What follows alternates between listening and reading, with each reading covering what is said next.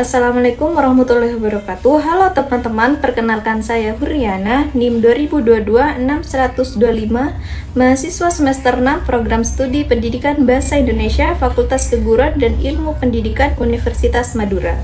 Pada kesempatan kali ini, saya ingin ngajak kalian ngobrolin sebuah buku puisi yang sederhana tapi sangat mengena, yaitu Telepon Genggam karya Djoko Pinurbo untuk memenuhi tugas mata kuliah Kritik Sastra. Buku ini terbit pada tahun 2020 dan diterbitkan oleh Diva Press. Djoko Pinurbo atau yang biasa dipanggil Jokpin adalah salah satu penyair Indonesia yang sangat dikenal karena puisinya yang unik, ringan tapi dalam, jenaka tapi tajam, sederhana tapi menyentuh batin.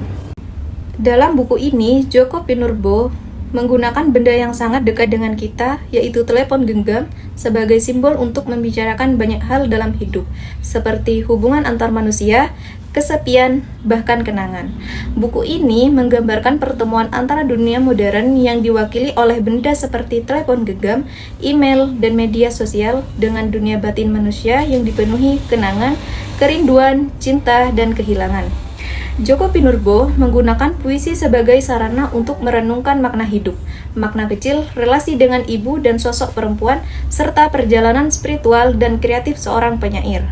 Meskipun ringan dan humoris, tapi puisi-puisinya menyimpan kedalaman refleksi tentang kesendirian, memori, dan pencarian makna dalam hidup yang serba cepat dan digital. Buku ini berisi lebih dari 30 puisi, beberapa diantaranya berjudul Panggilan Pulang, Laut, Email Tengah Malam, Jam, Foto, Mandi, Buku, Mata Air, dan Tugasku Menulis Puisi. Dari judul-judul itu, kita merasa bahwa puisi-puisinya menyentuh hal-hal yang sangat dekat dengan hidup kita sehari-hari. Tapi, jangan tertipu oleh kesederhanaan judul-judul itu. Di tangan Djoko Pinurbo, mandi bukan sekedar mandi, buku bukan sekedar kumpulan huruf, dan rumah bukan sekedar bangunan. Mari kita ambil contoh puisi Panggilan Pulang. Secara umum, ini bisa dibaca sebagai seseorang yang rindu rumah, yang ingin pulang. Tapi, jika kita renungkan lebih dalam, puisi ini adalah panggilan untuk kembali kepada asal-muasal kita, kepada ibu, kepada tanah air, bahkan mungkin kepada Tuhan. Dalam puisi itu, kata pulang bisa berarti banyak hal, pulang ke masa kecil, pulang ke hati yang tenang, atau bahkan pulang sebagai metafora kematian yang damai. Gaya bahasa yang digunakan Jokpin juga sangat khas. Ia sering menggunakan humor, ironi, dan pengulangan.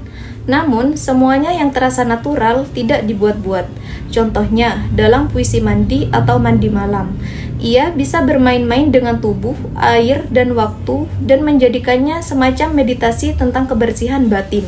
Ada juga puisi seperti Buku dan Selamat Ulang Tahun Buku yang memperlakukan buku bukan sebagai benda mati, tetapi sebagai makhluk hidup yang bisa berbicara bahkan merasa. Menariknya, puisi-puisi dalam buku ini juga sangat visual dan sinematik. Kita bisa membayangkan suasana kamar, bayangan ibu, cahaya lampu, suara air mengalir, atau bunyi notifikasi telepon genggam. Dalam kumpulan puisi Telepon Genggam karya Djoko Pinurbo ini terdapat sejumlah puisi dengan judul yang berbeda-beda. Masing-masing puisi menyuguhkan gambaran unik tentang kehidupan manusia modern yang akrab dengan teknologi, terutama telepon genggam. Melalui kata-kata yang sederhana, Jokpin menyampaikan pesan-pesan yang dalam dan menyentuh hati. Puisi yang pertama dengan judul Panggilan Pulang. Puisi ini menggambarkan kerinduan dan panggilan dari keluarga kepada seseorang yang jauh. Pesan singkat yang dikirim melalui telepon genggam mencerminkan kehangatan dan kekhawatiran keluarga, serta mengajak untuk kembali ke rumah, tempat asal dan kasih sayang.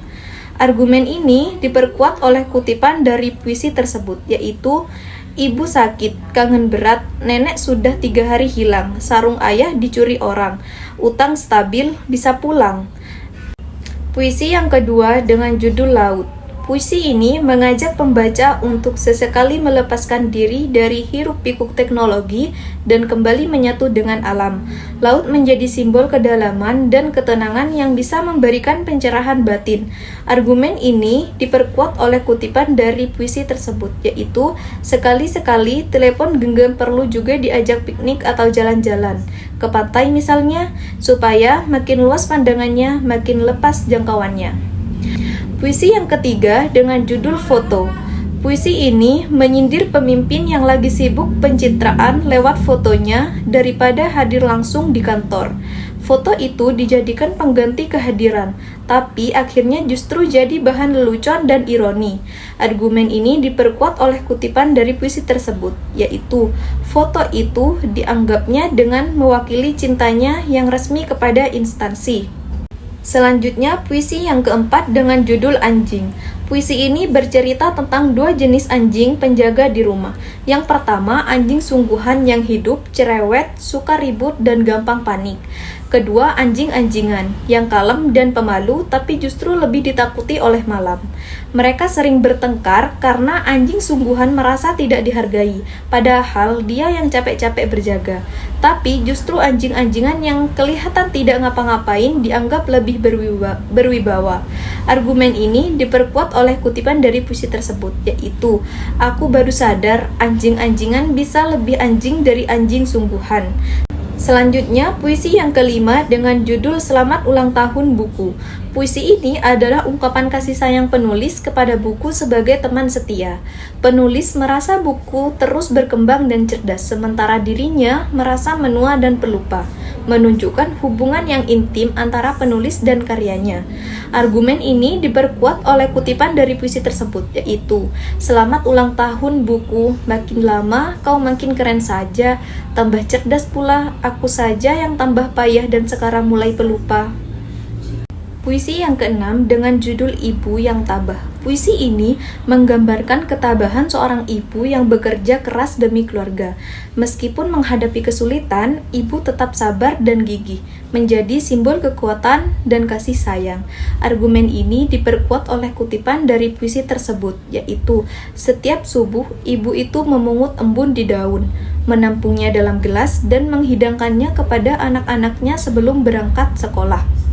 Selanjutnya, puisi yang ketujuh dengan judul Mata.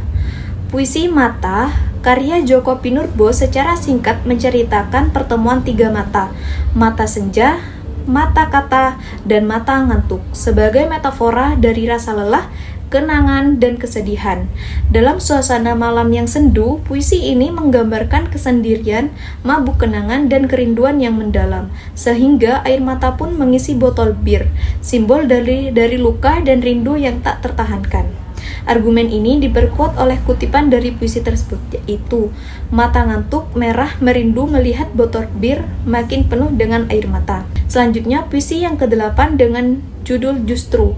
Puisi ini menggambarkan seseorang yang suka bermain-main dengan kata-kata, sampai akhirnya kata-kata itu menjadi puisi yang menggambarkan boneka yang menyeramkan dan menakutkan dirinya.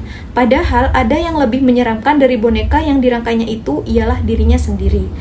Argumen ini diperkuat oleh kutipan dari puisi tersebut, yaitu, "Padahal di kamar mandi ada dedengkot boneka yang lebih rumit seringainya, yaitu tubuhnya sendiri." Selanjutnya, puisi dengan judul Masa Kecil. Puisi ini mengenang masa kecil sebagai periode yang penuh kehangatan dan kenangan indah. Masa kecil menjadi penjaga yang setia dalam ingatan, memberikan rasa aman dan nostalgia. Nah, argumen ini diperkuat oleh kutipan dari puisi tersebut, yaitu, "Masa kecil adalah penjaga malam yang setia." Yang terakhir, puisi dengan judul Selesai Sudah. Puisi ini menandai akhir dari perjalanan menulis puisi, sebagai simbol dari pencapaian atau perpisahan. Ada rasa lega dan penyelesaian, namun juga kesedihan karena harus berpisah dengan dunia puisi. Argumen ini diperkuat oleh kutipan dari puisi tersebut, yaitu, "Selesai sudah tugasku menulis puisi." Secara keseluruhan, buku ini berbicara tentang kerinduan, waktu, tubuh, komunikasi, dan identitas diri. Semua itu dibalut dalam bentuk puisi yang singkat, padat, dan mudah dibaca. Namun, meskipun mudah dibaca, puisi-puisi Djoko Pinurbo adalah cerminan yang lembut tapi tajam.